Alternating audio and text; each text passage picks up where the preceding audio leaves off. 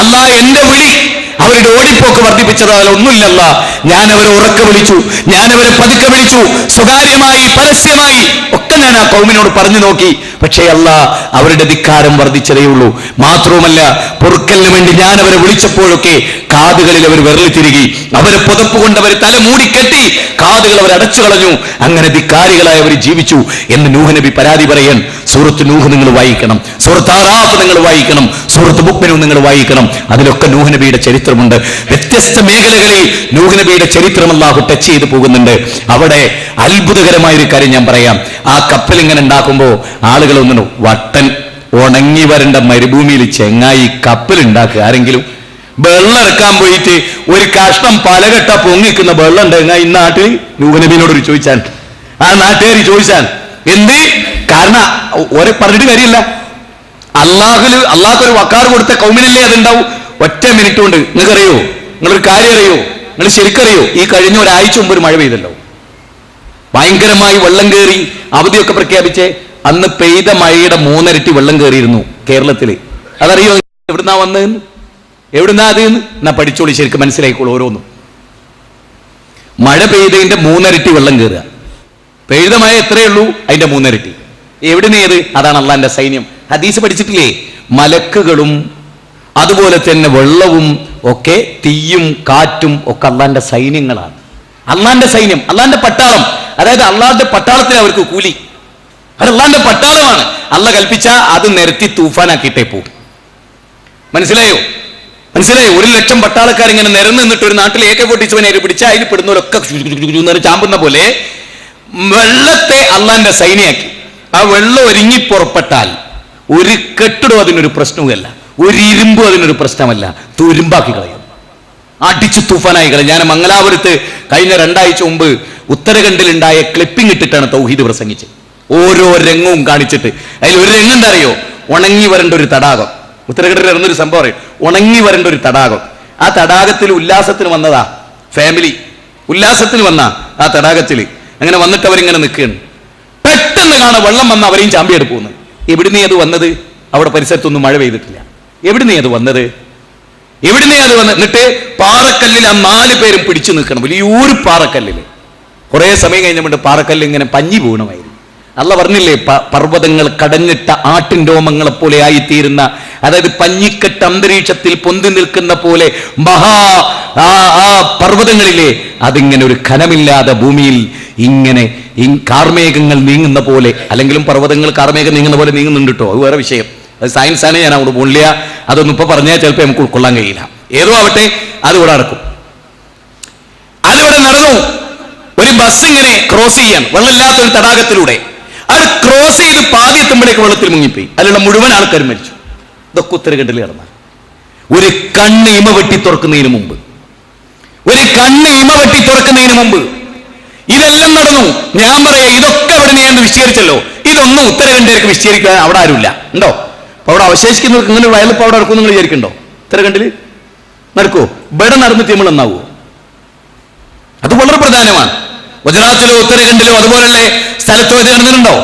ഇതുപോലുള്ള കാര്യങ്ങൾ നടന്നിട്ടുണ്ടോ? ഇല്ല കൂട്ടരെ, അതാണ് വളരെ പ്രധാനം. ഉത്ബോധനങ്ങളുടെ അഭാവം ഒരു വലിയ പ്രശ്നമാണ്. എന്തൊക്കെ കണ്ടാലും കേട്ടാലും മനുഷ്യർ പാഠം പഠിക്കൂ. കേട്ടോളൂ. അല്ലാഹു സുബ്ഹാനഹു വ തആല പറയാൻ, നൂഹ് നബി അലൈഹിസ്സലാം കപ്പലുണ്ടാക്കുമ്പോൾ അവർ പരിഹസിക്കാൻ, വട്ടെന്ന് വിളിക്കാൻ, ഭ്രാന്തനാന്ന് പറയാൻ, ഭാര്യ വരെ കളിയാക്കാൻ, സ്വന്തം കൂടെ ആ ഭാര്യയിലാണ് ഒരു കുഞ്ഞുണ്ടായതെന്ന് കൂടി ഓർക്കുമ്പോ അതൊരു അത്ഭുതം തന്നെയല്ലേ? കുഞ്ഞുണ്ടാകാൻ നല്ല സൗഹൃദവും സ്നേഹവും വേണ്ടാന്ന് ആളുകൾ കളിക്കുന്നത്. എന്നിട്ട് ആ നൂഹ് നബി അലൈഹിസ്സലാമിനോട് അല്ലാഹ് പറയാൻ, നിന്നിൽ വിശ്വസിച്ച ആളുകളെ മുഴുവനും റബ്ബി ഉഗ്ഫിർലി വലിവാലിദയ്യ വലിമൻ ദഖല ബൈതിയ മുഖ്മിനൻ വലിൽ മുഖ്മിനീന വൽ മുഖ്മിനാത്ത്. അല്ലാഹുവേ, എനിക്കും എന്നിൽ വിശ്വസിച്ചവർക്കും എന്റെ വീട്ടിൽ പ്രവേശിച്ചവർക്കും ഒക്കെ നീ പുറത്തു തരണേ അല്ലാഹ്. നൂഹ് നബി അലൈഹിസ്സലാം പ്രാർത്ഥിക്കുകയാണ്. നൂഹ് നബി അലൈഹിസ്സലാം ആ കപ്പൽ വെള്ളത്തിലിറക്കി. ആ കപ്പല് അള്ളാഹു അതിനെ അള്ളാഹുവിന്റെ കയ്യിൽ കൊണ്ടുവരുന്ന. അപ്പോഴും നമ്മൾ മൊയ്തീൻ മാലക്കാരൻ പറഞ്ഞതോ മൊയ്തീൻ ഷെയ്ഖിന്റെ കയ്യിലായിരുന്നു. ഒരു ഭാഗത്ത് അള്ളാഹ് ഖുർആനിൽ പറയണത് അള്ളാന്റെ കയ്യിലെ മേൽനോട്ടത്തിലായിരുന്നു ആ കപ്പലിൽ.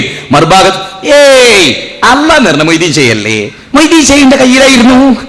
ഓനൊക്കെ സുനാമി അല്ലടോ, ഓനൊക്കെ എന്താ അള്ളാഹ് കൊടുക്കേണ്ടത് അള്ളാഹ് തീരുമാനിച്ചോട്ടെ. അങ്ങനെ കുറെ എണ്ണം ഈ സമൂഹത്തിൽ ജീവിക്കണ്ടല്ലോ. നല്ല ഉഷാറില് എന്റെ റബ്ബേ ആ കൗമിനെ പറ്റിയാണ് അത് പറയുമ്പോ പറയാണ്ടിരിക്കാൻ പാടില്ല. ഒരു സംഗതി കാണിച്ചു തരാം.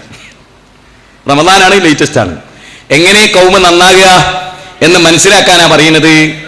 റമദാനിലെ ബാങ്കിന്റെ ആദാന്റെ പട്ടിക പ്രസിദ്ധീകരിച്ച തളിപ്പറമ്പെന്ന് അതിലൊരു വാചകാണ്, കേട്ടോളിട്ടോ.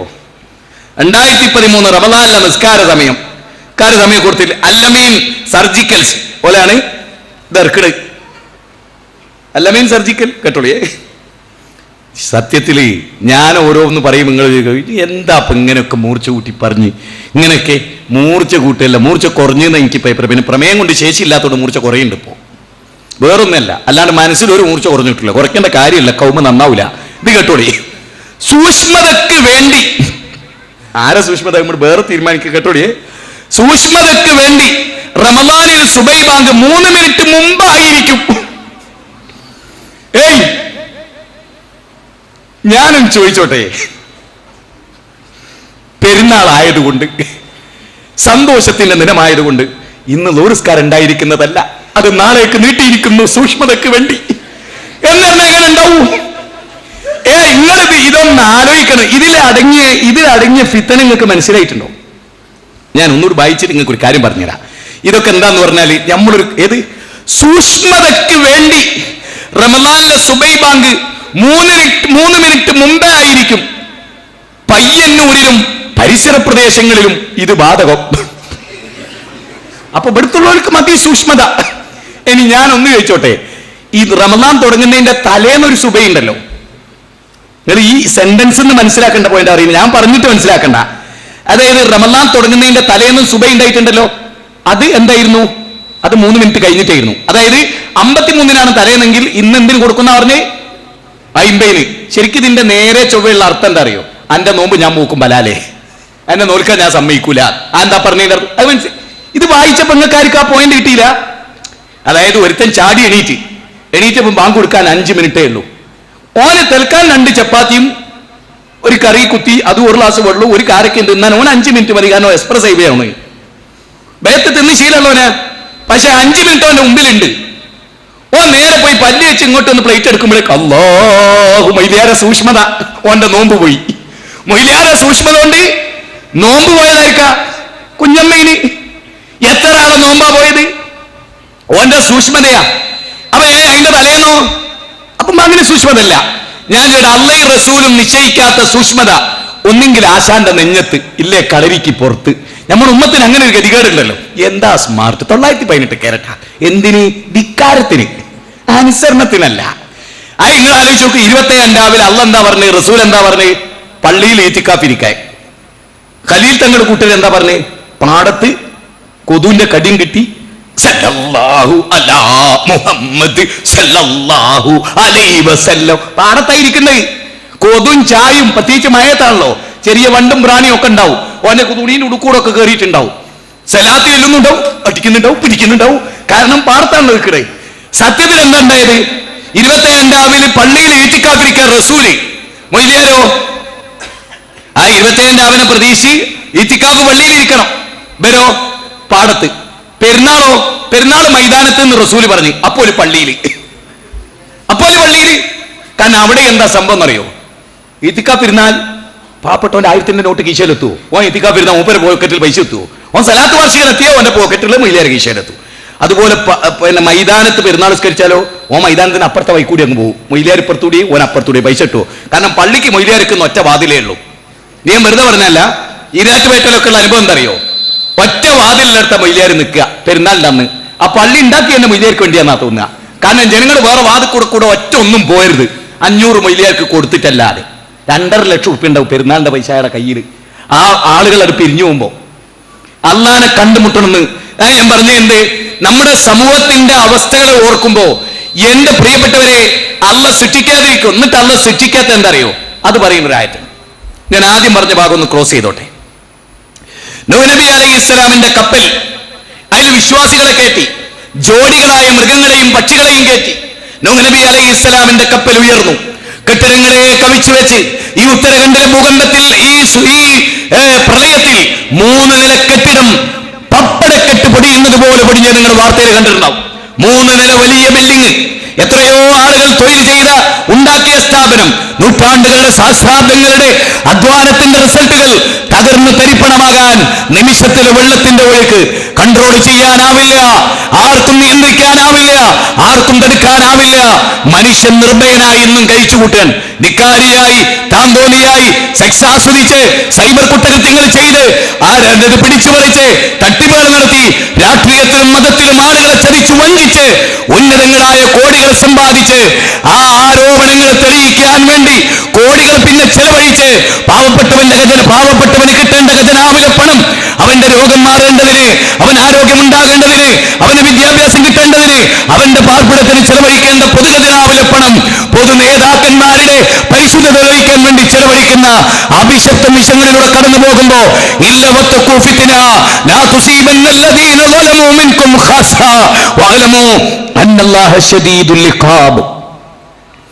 ആയത്ത് ഞാൻ നിങ്ങൾ ഓർമ്മപ്പെടുത്താൻ, നൂഹ് നബി അലൈഹിസ്സലാം കപ്പലുമായി ഇങ്ങനെ പോകാൻ, ആളുകൾ വെള്ളത്തിൽ മുങ്ങി മരിച്ചുകൊണ്ടിരിക്കുന്നു, പർവ്വതങ്ങൾ വെള്ളത്തിൽ മുങ്ങിപ്പോകുന്നു. അപ്പൊ അവിടെ എന്റെ മകൻ വെള്ളത്തിൽ ഇങ്ങനെ മുങ്ങിപ്പൊങ്ങാൻ, മോനെ ഒരു ബാപ്പാന്റെ സ്നേഹം, മോനെ ബാപ്പാന്റെ കൂടെ കയറിക്കോ, നിനക്ക് വേണ്ടി ഞാൻ അള്ളാഹിനോട് പറയാം. അപ്പോഴും പറയുന്നെന്തറിയോ, എന്നെ രക്ഷപ്പെടുത്താൻ പോകുന്ന പർവ്വതം ഉണ്ടാവും, ഞാൻ അവിടെ കയറി നിന്നോളാം. അപ്പൊ നൂഹ് നബി പറയുന്ന ഒരു വാക്കുണ്ട്, ആത്മഗതം ചെയ്തുകൊണ്ടൊരു വാക്ക്, മോനെ ഒരു പർവ്വതവും അള്ളാന്റെ സൈന്യത്തിന്റെ മുമ്പിൽ ഇന്ന് അതിജയിക്കില്ല മോനെ, ഒരു പർവ്വത ശിഖരത്തിലും നിനക്ക് നുളിക്കാൻ കഴിയില്ല. മേലായ റബ്ബിനോട്, പരമകാരുണികനായ അള്ളാഹുവിനോട് കളിക്കാൻ മനുഷ്യർ കഴിയില്ല. ഷുവറല്ലേ? പിന്നെ പറയാ എന്ത്, 15,000 ആളുകളെ ഞാൻ എന്റെ തൊള്ളയിൽ റാഞ്ചി ഇങ്ങ് പറന്ന് ഗുജറാത്തിലേക്ക്. ഓനൊക്കെ പേറിയ നാടുണ്ടല്ലോ, എനിക്ക് ഓന്റെ ഭാഷ സംസാരിക്കാറിഞ്ഞൂടാ, അല്ലെ ഓന്റെ നാട്ടിൽ പോയി ഞാൻ ആകെ മലയാളം അറിഞ്ഞൂടും. പ്രതിഷേധമുണ്ട് എനിക്ക്. ഇതറിയുന്നവരൊക്കെ പഞ്ചപുച്ച മടക്കി നിൽക്കുന്നതിനോട്, ഓച്ചാനിച്ച് നിൽക്കുന്നതിനോട്, കഴുത്ത് പോട്ടറോ ന്യായം പറഞ്ഞിട്ട്, ഏറ്റവും വലിയ ധിക്കാരിയോട്, അക്രമിയോട്, അതിക്രമകാരിയോട് ധിക്കാരം പറഞ്ഞിട്ട് നിങ്ങൾ ആലോചിച്ച് നോക്ക്. അപ്പോഴേ ആളുകൾ അവിടെ മുതലെടുപ്പ് നടത്തിയാൽ അടുത്ത ഇലക്ഷനിൽ എങ്ങനെ മത്സരിച്ച് ജയിക്കാൻ ചാൻസ് കിട്ടും നോക്കിയാൽ. ബലാത്സംഗം നടന്നു, അവിടെ വ്യഭിചാരം നടന്നു, കൊള്ള നടന്നു. ഉത്തരാഖണ്ഡിൽ കഷ്ടപ്പെടുന്ന ഒറ്റപ്പെട്ടു പോയ തുരുത്തുകളിലെ പെണ്ണുങ്ങളെ നശിപ്പിച്ചു. വാർത്തകൾക്കുള്ളിൽ മങ്ങിപ്പോയതൊക്കെ ഒത്തുകുഫിത്തിന. അവിടെയാണ് മോനെ ഇന്ന് ഒരു പർവ്വതവും നിനക്ക് രക്ഷ നൽകില്ല മോനെ, രക്ഷപ്പെടാൻ കഴിയില്ല കുട്ടി. ഇന്ന് അള്ളാന്റെ തീരുമാനമാണ്. അള്ള എപ്പോ പിൻവാങ്ങാൻ പറഞ്ഞോ അപ്പോഴേ അത് പിൻവാങ്ങും. അള്ളാഹ്ക്കൊരു നടപടിയുണ്ട്. വെള്ളത്തിന്റെ ശക്തിയും വെള്ളത്തിന്റെ കഴിവും വെള്ളത്തിന്റെ അനുസരണവും, വെള്ളം ഇങ്ങനെ ഒഴുകി പർവ്വതങ്ങളൊക്കെ വരുമ്പോ എന്തൊരു വെള്ളം, എന്തൊരു നാശം എന്ന് വിചാരിക്കണ്ട. അള്ളാന്റെ കൽപ്പന ശിരസാ വഹിച്ച മുസ്ലിമാ വരുന്നത്. വെള്ളമാകുന്ന സൈന്യം അള്ള പറഞ്ഞതാ. അതുകൊണ്ട് നിന്റെ ദുഃഖം, നിന്റെ സോറോ വെള്ളത്തിന് തടസ്സമാവില്ല, അള്ളാന്റെ കൽപ്പന നടപ്പാക്കുകയല്ലാതെ. അതവിടെ ഇരുന്ന് ആ പടച്ചോന്റെ സൈന്യത്തിന്റെ നടപ്പാക്കൽ. അവിടെയാണ് ഞാൻ നിങ്ങളോട് ചില കാര്യങ്ങൾ പറയുന്നത്. ആദ് സമൂദ് ഗോത്രങ്ങൾ ഉന്നത അല്ല പറയാണ്, ഈത്തപ്പനത്തടി മറഞ്ഞു വീണ പോലെ അവര് മറഞ്ഞു വീണു. സൂറത്ത് തൗബയിലും സൂറത്ത് അൻആമിലും അള്ളാഹു ഈ കാര്യം പറയുന്ന ഒരു ഭാഗം നിങ്ങൾ നോക്ക്. സൂറത്ത് അൻആമിലെ 45-ാമത്തെ വാചകത്തിലാണെന്നാണ് എന്റെ ധാരണ. നിങ്ങൾ നോക്ക്, ആ വചനത്തിൽ അല്ലാഹു സുബ്ഹാനഹു വ തആല പറയാൻ നമ്മൾ ശ്രദ്ധിക്കണം, കേട്ടു പോണം, പഠിക്കണം. എന്ത് തിരക്കുണ്ടെങ്കിലും മാറ്റിവെക്കണം. അള്ളാഹുവിലേക്ക് മടങ്ങേണ്ട സമയം അതിക്രമിച്ചിട്ടുണ്ട് കൂട്ടരെ. പടച്ചോനിലേക്ക് മടങ്ങേണ്ട സമയം അതിക്രമിച്ചിട്ടുണ്ട് എന്നെല്ലാരും മനസ്സിലായിക്കോളി. അള്ളാഹു പറയാൻ, അങ്ങനെ അവരോട് ഉത്ബോധിപ്പിക്കപ്പെട്ട കാര്യങ്ങൾ അവർ മറന്നു കളഞ്ഞപ്പോൾ എല്ലാ കാര്യങ്ങളുടെയും വാതിലുകൾ നാം അവർക്ക് തുറന്നു കൊടുത്തു. അങ്ങനെ അവർക്ക് നൽകപ്പെട്ടതിൽ അവർ ആഹ്ലാദിച്ചു കണ്ടപ്പോൾ പെട്ടെന്ന് നാം അവരെ പിടികൂടി. അപ്പോൾ അവരതാ നിരാശപ്പെട്ടവരായി തീരുന്നു. അങ്ങനെ ആ അക്രമികളായ ജനത നിശേഷം നശിപ്പിക്കപ്പെട്ടു. എന്നിട്ട് അള്ളാഹ് നടത്തുന്ന ഒരു പരാമർശം എന്താ അറിയോ? ലോകരക്ഷിതാവിന് നന്ദി, ലോകരക്ഷിതാവിന് നന്ദി. ഒരു സമൂഹത്തെ മുഴുവൻ നശിപ്പിച്ച് ചാമ്പലാക്കിയിട്ട് പിന്നെ ഖുർആൻ പറയുന്നത് അറിയോ? അള്ളാഹ്ക്ക് സ്തുതിയും. എന്തൊരു ക്രൂര ഗ്രന്ഥം! അതെന്തേ അള്ളാഹ് പറഞ്ഞ്, ഈ ജീവിച്ചിരുന്നവനെങ്ങാനും ഇനി ജീവിച്ചിരുന്നെങ്കിൽ അടുത്ത തലമുറയിൽ വരുന്നവരൊക്കെ തെമ്മാടിയാവും. ആ തെമ്മാടികൾ ഉണ്ടാവാതിരിക്കാൻ, ഒരു നല്ല തലമുറയുണ്ടാകാൻ ജനപദത്തോട്, മാനവ സമൂഹത്തോട് അള്ളാഹ് കാരുണ്യം കാണിച്ചു. അള്ളാഹ്ക്ക് സ്തുതി. ലോകത്തെ ഏറ്റവും ദുരന്തം ഉണ്ടാക്കുന്ന കൊട്ടേഷൻ പാർട്ടിയിൽപ്പെട്ട ഡയറക്ടർ മരിച്ചാൽ നമ്മൾ എന്താ പറയാ? അൽഹംദുലില്ലാഹ്, ഓനെ കൊണ്ടുള്ള ഷർറ് ലോകത്തിന് നീങ്ങി. അല്ല പറയാണ്. മാത്രമല്ല ഇവിടേക്കുള്ള ഏറ്റവും രസം തരങ്ങള് ആളുകള് അതിനിടയ്ക്കൊരു കാര്യം പറഞ്ഞോട്ടെ സഹോദരങ്ങളെ, വലിയ വലിയ പ്രതീക്ഷയോടെ ഒരു മഹത്തായ സംരംഭത്തിന് തുടക്കം കുറിച്ചിട്ടുണ്ട് നമ്മൾ. നിങ്ങൾ എല്ലാവരും അറിയണം, കേരളത്തിൽ സുസ്ഥാപിതമായി, സുസംഘടിതമായി, സുചിന്തിതമായി, കൃത്യമായ പ്ലാനോടെ ഒരു വലിയ കോളേജ്. എന്ത് കോളേജ്? ഉദ്യോഗസ്ഥന്മാരെ സൃഷ്ടിക്കുന്ന കോളേജല്ല, മുറി ഖത്തീബുമാരെ സൃഷ്ടിക്കുന്ന കോളേജല്ല, ശർഈയ കോളേജ്, ജാമിയ അൽ ഹിന്ദ് എന്ന മഹത്തായ ഒരു സ്ഥാപനം. അത് നമ്മൾ വേങ്ങരയിൽ 10 ഏക്കർ സ്ഥലം വാങ്ങി, അതിനോട് ചേർന്ന് നിൽക്കുന്ന 20 ഏക്കർ സ്ഥലം കൂടി ഉണ്ട് എന്നതാണ് ഏറെ സന്തോഷകരമായ കാര്യം. ജാമിയ അൽ ഹിന്ദ് ഇന്ന് സ്വപ്നമല്ല, അത് പൂർത്തീകരിക്കപ്പെട്ടിട്ടുണ്ട്. ജാമിയ അൽ ഹിന്ദ് നമ്മൾ തുടങ്ങി, താൽക്കാലികമാണെങ്കിലും പെരിന്തൽമണ്ണയിലെ 7 കിലോമീറ്റർ പട്ടാമ്പി റൂട്ടിൽ നമ്മൾ തുടങ്ങിക്കഴിഞ്ഞു മഹാപ്രതീക്ഷയോടെ. കേരളത്തിന്റെ ചരിത്രത്തിൽ ഇന്ന് വരെ ഒരു അറബിക് കോളേജിനുമില്ലാത്ത അഡ്മിഷനാണ്, ന്യൂ അഡ്മിഷനാണ് നമ്മുടെ ജാമിയ അൽ ഹിന്ദിൽ ഉണ്ടായിട്ടുള്ളത്. അവിടെ നമ്മൾ ചെയ്യുന്നത് ആലു ഷെയ്ഖ്മാരുടെ, അതുപോലെ ഉസൈമിന്മാരുടെ, അതുപോലെ ഇബ്നു ബാസുമാരുടെ, അവിടെ ഉണ്ടായിട്ടുള്ള മഹാപണ്ഡിതന്മാരുടെ തായ്വകൾ സ്വീകരിക്കുന്ന, സലഫി ലോകം ആദരിക്കുന്ന മഹാപണ്ഡിതന്മാരെ കൊണ്ട് ക്ലാസ് എടുപ്പിക്കുന്ന, മദീന യൂണിവേഴ്സിറ്റിയിൽ പഠിച്ച മഹാപണ്ഡിതന്മാർ, കിതാബ് തിരിയുന്ന, ഇരുത്തം വന്ന പക്വതയുള്ള, ഖുർആനും സുന്നത്തും അറിയുന്ന, ഹദീസിലെ ലൗഫ് അറിയുന്ന, സഹീഹ് അറിയുന്ന, കാര്യങ്ങൾ അറിയുന്ന മഹാപണ്ഡിതന്മാരാണ് ജാമിയ ശർഈയയിൽ, ജാമിയ അൽ ഹിന്ദിൽ ക്ലാസ് എടുത്തുകൊണ്ടിരിക്കുന്നത് എന്ന തിരിച്ചറിവ് നമുക്കുണ്ടാകണം. സഹോദരങ്ങളെ, ആ കോളേജിന്റെ താൽക്കാലിക നടത്തിപ്പിന് പെർ മന്ത് 8 ലക്ഷം രൂപ വേണം എന്ന് നിങ്ങൾ അറിയണം. ഒരു കുട്ടിക്ക് പെർ മന്ത് 2500 രൂപയാണ്. ഒരു കുട്ടിക്ക് 200 ചില്ലാണം വരുന്ന കുട്ടികളാണ് അവിടെ പഠിച്ചുകൊണ്ടിരിക്കുന്നത്. നമുക്കറിയാം, സ്ഥാപനങ്ങളുടെ പിന്തുണയില്ല, റെസിപ്റ്റുകളുടെ പിന്തുണയില്ല, സർക്കുലറുടെ പിന്തുണയില്ല. ഒരേ ഒരു പിന്തുണ, ലോകരക്ഷിതാവായ അല്ലാഹുവിന്റെ പിന്തുണ. സഹോദരങ്ങളെ, അതിന്റെ ആദ്യഘട്ടത്തിലെ ബിൽഡിംഗ് ഉണ്ടാക്കാൻ ഒരു അറബി പറഞ്ഞു 1.5 കോടി ഞാൻ തരാം. കഴിഞ്ഞ ദിവസം 2-3 ദിവസങ്ങൾക്ക് മുമ്പ്. സഹോദരന്മാരെ, അത് ഈ 10 ഏക്കറയിൽ ഉണ്ടാകണം. ഇപ്പോൾ പെരിന്തൽമണ്ണയിലാണ് ഈ സ്ഥാപനം. സഹോദര, അവിടെ ഓരോരുത്തർക്കും വൻതുക സ്പോൺസർ ചെയ്യാൻ പറ്റും. 5 കുട്ടികളുടെ തുക മാസാമാസം ഞാൻ തരും എന്ന് പറയാൻ കഴിയുന്നവർ ഈ തലശ്ശേരിയിലുണ്ട്. 5 കുട്ടികളെ ഞാൻ എടുക്കാം, 10 കുട്ടികളെ ഞാൻ എടുക്കാം, അല്ലെ ഇത്ര തുക ഞാൻ മാസം തരാം എന്ന് പറയാൻ സാധിക്കുന്നവർ, അതോടൊപ്പം ആ 10 ഏക്കറയിൽ 1 ഏക്കർ ഞാൻ എടുക്കാം, 1 സെന്റ് ഞാൻ എടുക്കാം, 10 സെന്റ് ഞാൻ എടുക്കാം. വെറും 35,000 രൂപയാണ് 1 സെന്റ് ഭൂമിക്ക്. ഇന്നത് വളരെ ലളിതമാണ്. 3.5, 4, 5 ലക്ഷം സെന്റിനുള്ള നാടുകളിലാണ് വെറും 35,000 രൂപയ്ക്ക് നമുക്കൊരു സെന്റ് ഭൂമി കിട്ടുന്നത്. അത് ഞാൻ വഖഫ് ചെയ്തു കൊള്ളാം, ഞാൻ ഏറ്റെടുത്തുകൊള്ളാം. ഉസ്താദെ, ഞാൻ ആരോടാ പറയേണ്ടത്? ഞാൻ ഏറ്റെടുക്കാം. മരണത്തിന് ശേഷമുള്ള എന്റെ ഒരു ജീവിതത്തിൽ എനിക്കിതല്ലാത്തതൊന്നും ഉണ്ടാവില്ല, അതുകൊണ്ട് ഞാൻ ഏറ്റെടുത്തുകൊള്ളാമെന്ന് പറയുന്ന ഒരു സമൂഹം ഇവിടെ ഉണ്ടാവണം. പോകുന്നവർ, ക്ലാസിന്റെ ഇടയിൽ ഇറങ്ങിപ്പോകുന്നവർ വളരെ ഗൗരവമായ കാര്യം ചിന്തിക്കണം എന്നതുകൊണ്ടാണ് ഞാൻ ഈ കാര്യം മധ്യഭാഗത്ത് വെച്ച് പറഞ്ഞിട്ടുള്ളത്. സഹോദരങ്ങളെ, വളരെ ഗൗരവമായ അതിനെ കണ്ട് അതിന്റെ റെസിപ്റ്റ് ഇവിടെയുണ്ട്. ആളുകൾക്ക് അതിൽ തുക സംഭാവന ചെയ്യാം. ഒന്ന്, അതിന്റെ നടത്തിപ്പിന് വേണ്ടി, അതിന്റെ മേൽനോട്ടത്തിന് വേണ്ടി 8 ലക്ഷം രൂപ നമുക്ക് ആവശ്യമുണ്ട്. 1 ലക്ഷം ആ കെട്ടിടത്തിന് വാടക തന്നെ കൊടുക്കേണ്ടതുണ്ട്. 7 ലക്ഷത്തോളം അധ്യാപകരുടെ ശമ്പളവും കുട്ടികളുടെ ചെലവും എല്ലാം ആവശ്യമായി വരും. ഒരു കുട്ടിക്ക് 2500 എന്ന് പറഞ്ഞാൽ നിങ്ങൾക്ക് കൂട്ടാം, 200 മേലെയുള്ള കുട്ടികൾക്ക് എത്ര രൂപ വേണ്ടി വരും എന്ന് നിങ്ങൾക്ക് കണക്ക് കൂട്ടാം. ആ കാര്യത്തിൽ നിങ്ങൾ സജീവമായ സാന്നിധ്യം നിങ്ങൾക്കുണ്ടാകണം. ഒരു കാര്യം ഞാൻ പറയാം, ഏത് നിമിഷവും എന്തും സംഭവിക്കും എന്നത് മറന്നു പോകണ്ട. ആർത്ത് സന്തോഷിച്ച് ജീവിക്കുന്നതിനിടയിൽ അള്ളാഹു മരണം പിടിക്കുന്നതിന് മുമ്പ് അള്ളാന്റെ മാർഗത്തിൽ ഒരു തുണ്ട് ഭൂമി റിസർവ് ചെയ്തോടി. ഇതിൽ നമുക്ക് കച്ചവടം ചെയ്യാൻ പറ്റില്ല. അവിടെ കോളേജ് വരും, അവിടെ കുട്ടികൾ പഠിക്കും, ഒരു നല്ല തലമുറയുണ്ടാകും, ഹാഫിളുകൾ ഉണ്ടാകും, പണ്ഡിതന്മാരുണ്ടാകും. ഇനി നമ്മൾ ആഗ്രഹിക്കുന്ന പോലെ ലോക സലഫികൾക്ക് അവരോടൊപ്പം നിന്ന് അവർക്കും മാർഗദർശനം നൽകുന്ന പണ്ഡിതന്മാർ ഉണ്ടാകണം. ഇപ്പല്ല ഉണ്ടാകണം. അങ്ങനെ ഉണ്ടാവുന്ന ഒരു സമൂഹം ഉണ്ടാവണം.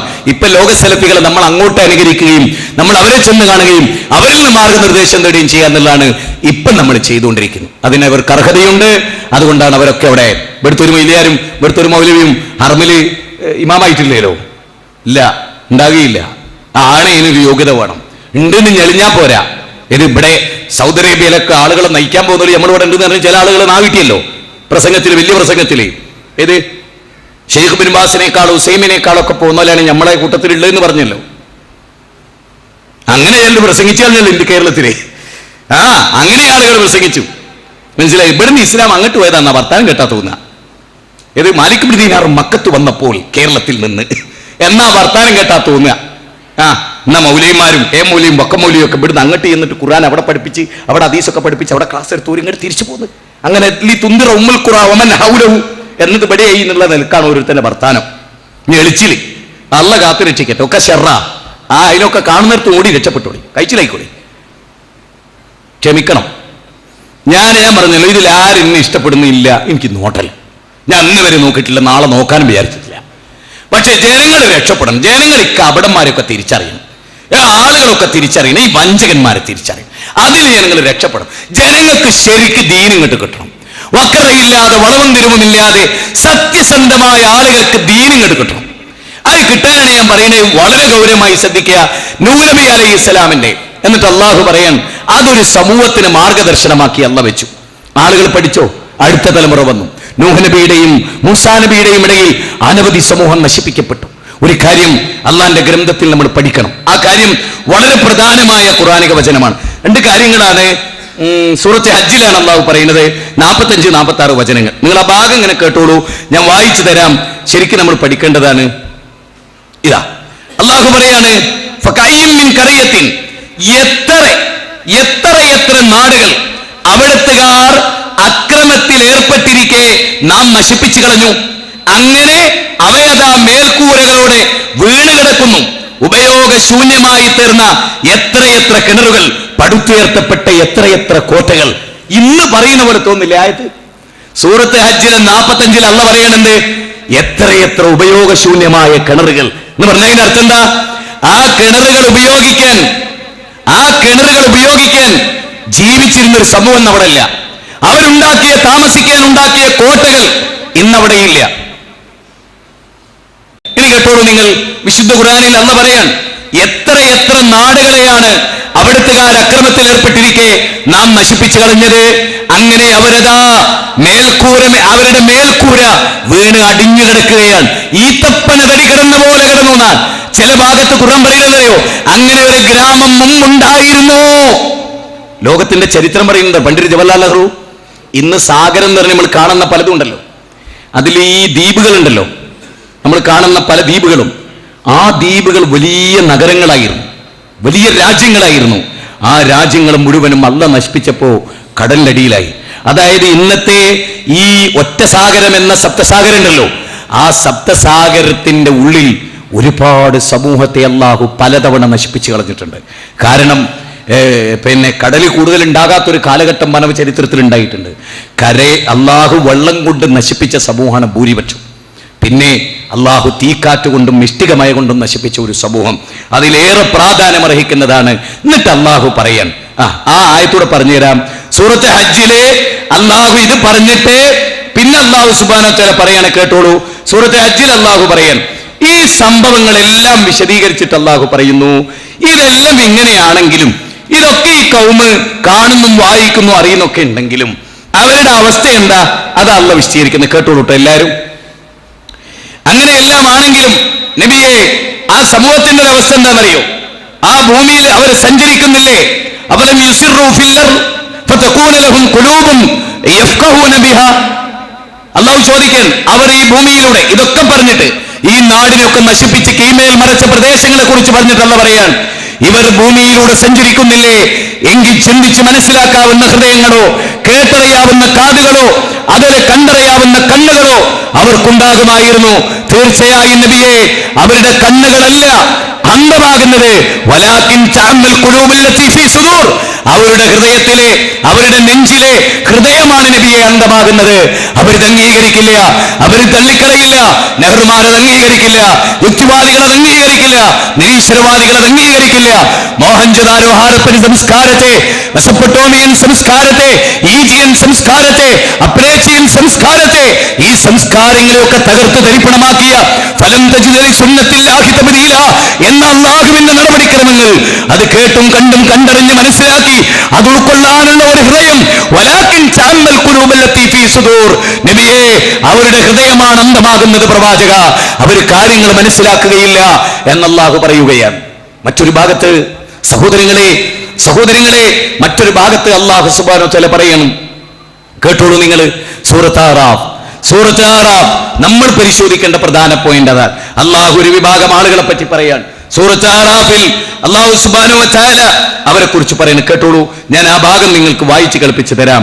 നിങ്ങൾ കേട്ടതാണ്, സുപരിചിതമാണ്, നമുക്കറിയാവുന്ന ഭാഗമാണ്. അതിങ്ങനെയാണ് അള്ളാഹു തുടങ്ങുന്നത്: വലൗ അന്ന അഹ്ലൽ ഖുറാ ആമനു വത്തഖൂ ലഫതഹ്നാ അലൈഹിം ബറകാത്തിൻ മിനസ് സമാഇ വൽ അർദ് വലാകിൻ കസ്സബൂ ഫഅഖദ്നാഹും ബിമാ കാനൂ യക്സിബൂൻ. ആയത്തിന്റെ അവസാന ഭാഗം പ്രത്യേകമായി ശ്രദ്ധിക്കണം. എന്താണ് അല്ലാഹു സുബ്ഹാനഹു വ തആല പറയുന്ന? സ്ത്രീകളെ, കുട്ടികളെ, ചെറുപ്പക്കാരെ, എല്ലാവരും ഒന്ന് ശ്രദ്ധിച്ചു നോക്കൂ.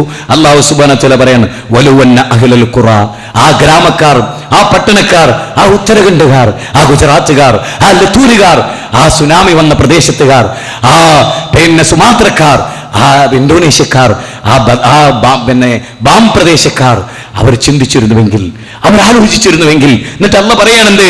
ആ പട്ടണക്കാർ, ആ നഗരക്കാർ അവർ അല്ലാഹുവിൽ അചഞ്ചലമായി വിശ്വസിക്കുകയും വത്തഖൗ, സൂക്ഷ്മത പുലർത്തുകയും ചെയ്തിരുന്നുവെങ്കിൽ ലഫതഹ്നാ അലൈഹിം ബറകാത്തിൻ മിനസ് സമാഇ വൽ അർദ്, നാം അവർക്ക് ആകാശഭൂമികളിൽ നിന്ന് നാം അവർക്ക് ബർക്കത്ത് ചൊരിഞ്ഞു കൊടുക്കുമായിരുന്നു.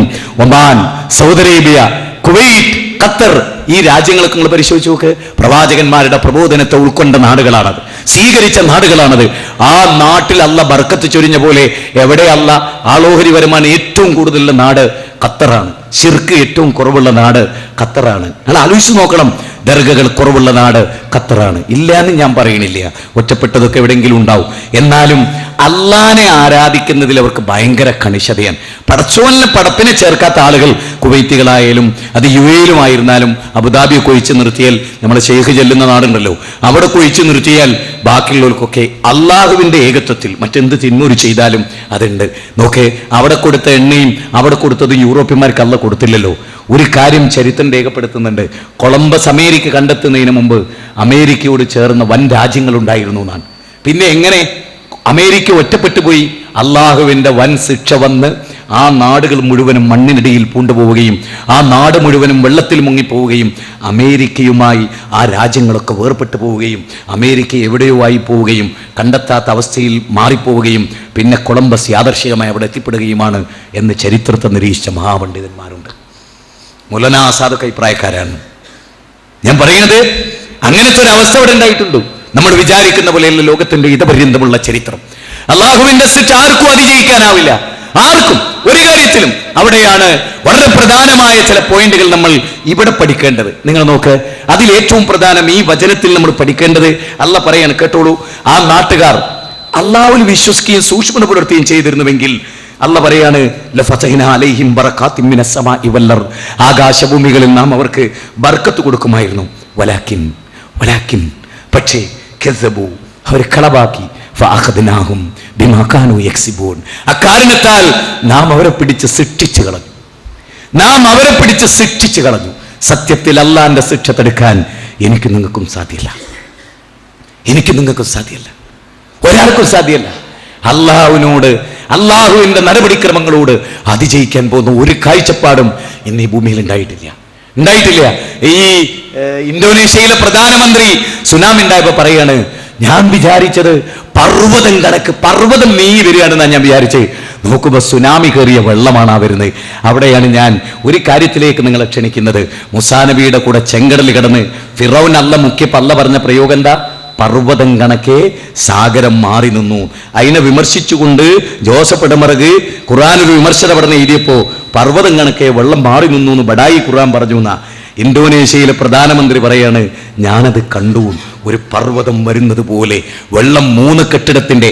അന്ന് നിങ്ങൾക്കറിയാലോ, അന്ന് അവിടെ സുനാമി ഉണ്ടായപ്പോ 10 നില കെട്ടിടത്തിന്റെ മുകളിലൂടെയാണ് ഒരു തിരമാല അങ്ങ് പോയത്. എങ്ങനെ? ലോകത്തിലെ ഏറ്റവും വലിയ ഹൈ ജമ്പ് ചാടുന്ന ഒരാൾക്ക് ചാടാൻ കഴിയും, പോൾ വാൾട്ട് ചാടുന്ന ഒരാൾക്ക് സാധിക്കും. ആർക്കാ അത് സാധിക്കുക? അല്ലേ? ഒരു ഹെലികോപ്റ്റർ ഉയർന്നിട്ട് അതിന് മുകളിലെത്താൻ കഴിയും.